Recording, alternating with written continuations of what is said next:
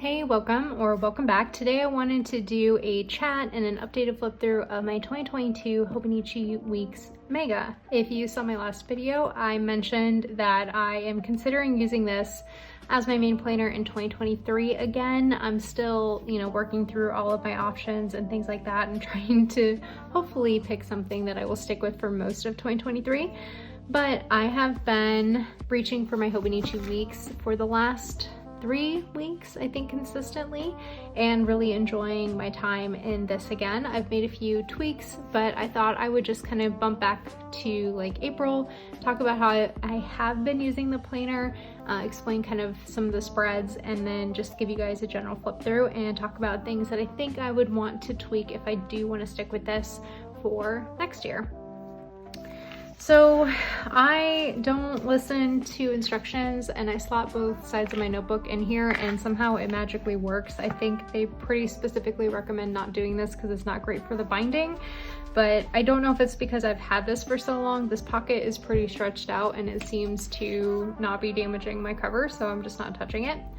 In the front here, I've got a clip. This is from Aloe's Creative Corner. And then I just keep some sticky notes in the front, which I use as like an inbox. This one is from Daiso and this one is by Midori. I also have sticky notes in the back here, just sort of things I need to remember. I use my future log to keep track of travel. So I had 4 colors for this year, but I pretty much at the end of a trip, I'll come in and highlight the days that I was gone or my husband was gone. It really is a quick glance for me to see how much I was traveling for work in particular, or, am I getting on vacation, things like that. I also have highlighted in pencil our paydays pretty faintly, which is just a quick reference for me when I'm setting up my week, what day I need to check our finances. This spread I used as a habit tracker so far this year, and I have kept up with it. I track my average weight up top for the week. I write down whatever the main workout of the day was. If I didn't do one, I just do a dot, and then I use a Zig Clean color dot to mark days that I closed my rings on my Apple Watch. And then for a while I was using a Fitbit again, so there's a few days in here where I marked if I got like more than 10,000 steps. I have 2021 over here because I will move into Hobonichi Weeks right away because I don't like having to switch book at New Year. I do a lot of traveling over the holidays, so bringing 2 different planners with me is kind of overkill. So I like being able to move in right after Thanksgiving, and then that gives me like a month to get used to a new planner before my goals kind of kick in for the year. So I'll move over right away. That's why I do that. Monthlies I use for pre-planning and some high-level memory keeping, I guess. I do a running to-do list on the side. I mark out travel with a Tombow. My stickers, most of them are from RandiDOTPlans. I think this one is from SweetFreckleDesigns, and try and do some sort of deco, but I don't always get to it. I think this is like the last month I was like in the Hobonichi Weeks. I remember drawing this one out pretty painstakingly. But from there, most of this is like back planned or as I think of it, different things as I go throughout. I like this monthly layout because it's a Monday start and it works really effective for me to use it as my future log and then also my planner. I need to backfill August. This is pretty empty. This is my current month, tracking out travel. This was some Happy Mail packaging that I recycled, I guess. And then I pre-plan in here as well. So October moving forward is basically things that have came up. I've already got them written in here. And then I'll move book in December. But if anything came up beyond that, I would go ahead and schedule it in here. Anything that's beyond March, I just write in the bottom there so that I can find it when I transfer book. Weeklies, I'm just gonna flip through and I guess I'll talk about them. Well, here, let's start here. This is probably the layout that I've used the longest. This is what I used pretty much all last year.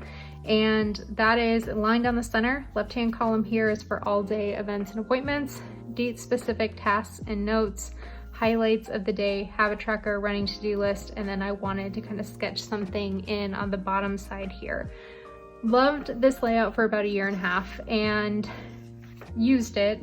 It's not that it doesn't work for me, but planning is both a hobby and a tool for me. And I am also the kind of person that will lock myself into a particular layout because I love consistency.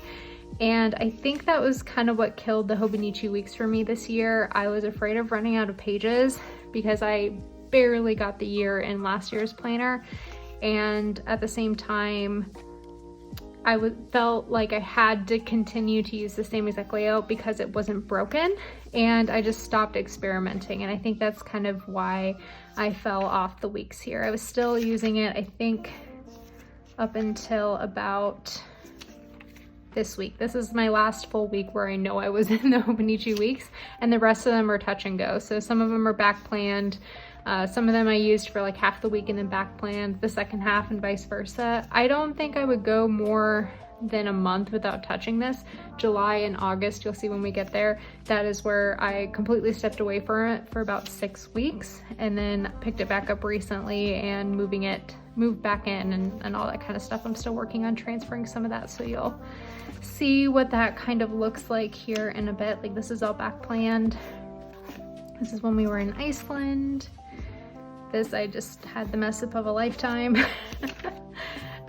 This week I moved back in. Right when I got back from Iceland, I was, really craving being back in my Hobonichi weeks because I liked how the dailies had turned out. And I did take this with me when I was in Iceland. So I used this pretty consistently, and this is about the time I had COVID, and then I moved back into Passport. This I know is completely back planned,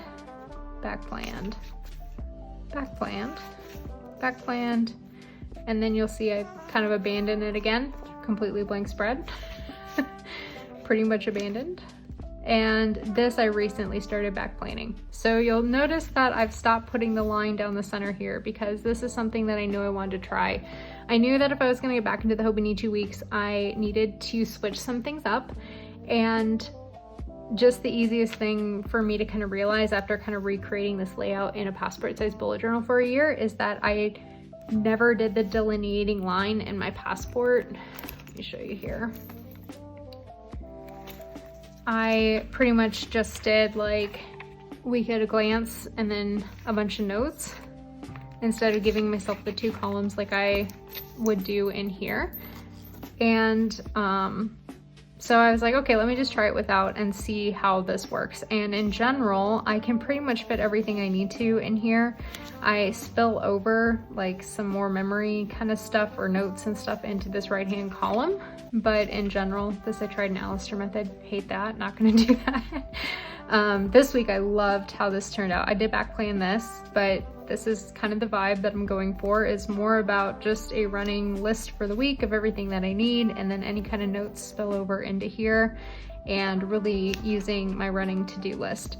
So when I back planned these, the thing that I did differently, because the thought rolling through my head was, what if I didn't do daily logs and I use this as a weekly spread? Because I've never tried to do that, and the quickest way to get me back into a planner is to try something drastic. So I was like, what if I was a weekly planner again instead of a daily planner? And I was surprised that I could fit everything in here. This is probably my favorite layout in my planner ever, but everything fit. So everything in each one of these boxes came directly from a daily log, or if I had spillover tasks, then they typically ended up in my running to-do list for the week. And I was really surprised at how well it all fit. I do really like daily logs. I think the daily log offers a lot from like a memory keeping point of view, and I'll flip through them and you'll kind of see them. So I'm in this trial period where I am thinking about trying to use the weeks as more of a weekly planner versus a dashboard, and like have this open on this spread all day, and then maybe do something akin to journaling in the back, but still set up dailies more as needed. So instead of every day saying, okay, here's the 3 things I need to do, let me set up a daily, but if I have a busy day, let me set up a daily. I don't know if I'll stick with that because I do really like the dailies to have space to like doodle and things like that. But I am kind of telling myself like, hey, you can still doodle in the back. Just like put the date and doodle versus having to transfer all the tasks. So just trying to think about planning a little bit differently just to make this more exciting, I guess. This week I was fully back in it and really liked the color scheme here. This was last week, again, fully back in it, and I did travel with it this particular week, and I love how this turned out. One of the things I'm considering, and I don't know if I will, but I'm considering what if I use the standard weeks for next year and then move all of my doodling and stuff into my journals. I don't know if that'll work, but it's a thought I'm having. But here's my current week. Today is Tuesday the 27th. Trying to use this really as my main dashboard or layout for the week, and then only set up a daily if I need it. I set up the daily on Monday out of habit. I think I set up today out of habit too, to be honest, but that is kind of my goal for October coming up, is I want to only set up dailies when I need them to see how I feel about it. But I do pre-plan in here, so at the beginning of each month I just kind of move in over the stuff from my monthly or any important tasks that I know I want to do in a specific day, or anything I can add to my running to-do list. I go ahead and do that. So this is, you know, I do that 1 month at a time. So I've already set up for October and kind of moved all that in, but November I've left blank. And at the end of November, if I stick with the weeks for next year, I'll move in that first week, which houses that 1st of December. Oh, this week here? Yeah, so week 48 I'll move over if I decide to stick with this. Okay, so let's talk dailies. Moving into this, let's see, I guess I've got my vision board at the front here and most of my goals. I have actually accomplished a lot of my goals this year. I was really surprised at how well I've been doing from that front. And I've kind of modified these a little bit. I could rewrite them, but left it. I do have an index. I index quite a bit. I'm surprised at the lack of things that I have indexed this year in general. And I don't know if it's because I just got lazy or because I know that most of the stuff I need is in my annual insert in my passport size, so I don't know. But definitely use my index a fair amount. And then we have my habit trackers. So you'll see as I flip on, I kind of hit a point in my weeks where I was unenamored with my habit trackers and I set up fresh ones, but in general I kept up with them fairly well. Like, this is all up to date, my reading log is up to date. Anytime I pick this planner back up, this spread I've not used, date log is up to date, wish list that has not been touched, gift list hasn't been touched in a while, inventory have not used, shopping list I have continued to use, check register I did use a fair amount, debits and credits used as well, and then my package tracker did get used up pretty fully here. And then I had planned on just kind of continuing on and trying to use these habit trackers through the end of the year, but I was really struggling to get back into my weeks, and what I realized is that I felt like these were so messy, or I'd abandoned or I misfilled them in from the months where I wasn't really in it. So I set up some fresh habit trackers here in the back, but I guess I can just continue to flip through this. I was gonna jump ahead, but you know, at this point I can just chat about what I'm thinking and quickly flip through this. So in general, I bullet journal in the back. I've got all those collections that I showed you. I do index. I do everything in line after my initial setup. So I'll have like dailies and then lists and notes and things like that, and it's all kind of intermingled. And I really love how these look when I flip through them. It's a really unique way of seeing like what I was into. I do a lot of doodling. I use a lot of stickers and like bits and pieces for mail and things like that, and it's all kind of in here. And that is the one thing I really love about the Hobonichi weeks, other than the fact that it's lace flat, the paper is cream, the grid size is small, but I can get a full year in here, and I can get a full year in here collecting everything from the memories to the tasks, all the stuff I need to do.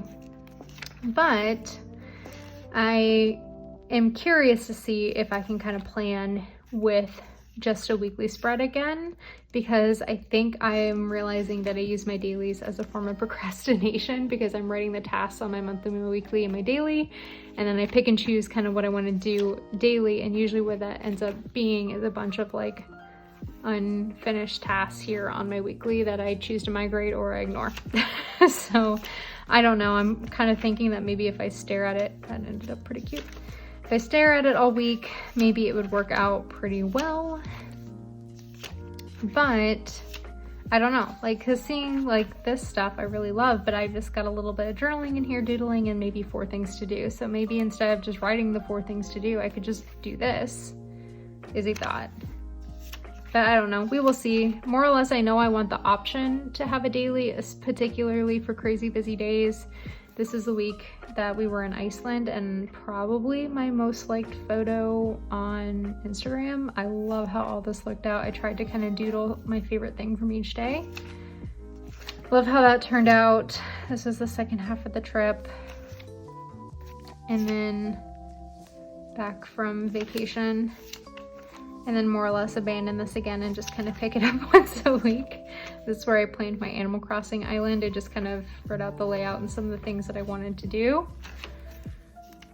Different doodles in here. So I don't know, I go back and forth. I think I really like a daily, but I am curious to see. I just want to switch things up and try things up a little bit differently, but I know I'm more likely to end up back in this. So I am kind of squashing the idea of using a standard Hobonichi for next year. I think I'll have to go with a Mega if I decide that I want to stick with this. This was printed with my Poooli Printer. I do have a discount code with them, so I can put that down below if you are in need of one. And so this is about where I started back planning because I knew I wanted to be back in this planner. And in doing that, this is sort of where I started to realize, like, hey, my struggle point is the habit trackers. So I got things kind of up to a certain point, and then I decided I would just start fresh because I had a bunch of extra pages. So one of the reasons why I left the planner to begin with is I was like, oh my gosh, I'm gonna run out of pages. I'm gonna run out of pages. And I got to the end of, you know, backfilling, and I had like 30 extra pages from what I expected. So I was like, you know what, why don't I use those pages, set up some fresh habit trackers, and I'll be way more likely to reach for this. So that's what I did. I reset up a cycle tracker, my adulting log, gift ideas spread, running shopping list, my debits and credits page, my spending / habit tracker combo page, date night log, reading log, and sort of like a high level content spread, so I remember which things I need to post for my drafts and things like that. Printed off the Stardew Valley information that I've been referencing in my previous setups. These are from Reddit, and I just uploaded them into Canva, resized them, and printed them on sticker paper. Which I don't think I'll do. I think if I do this next year, I'll put them in the back because that sticker paper makes this like so stiff and it just sticks up. So that drives me a little bit bonkers, but I like having the reference. Stardew Valley log for the game I'm playing, or save file I'm currently playing, I guess. Call log for when I do talk to my best friend, and then kind of kept up with some dailies here for the last few days. But in general, I think I'm gonna start only setting up dailies as I need them. I am on track here, even adding all those extra trackers, and I'm supposed to start October on page 172, and I'm on the 27th of September, so I'll have plenty of time. If I did want to use a daily, I average 3 days per page, and I know that will end up working.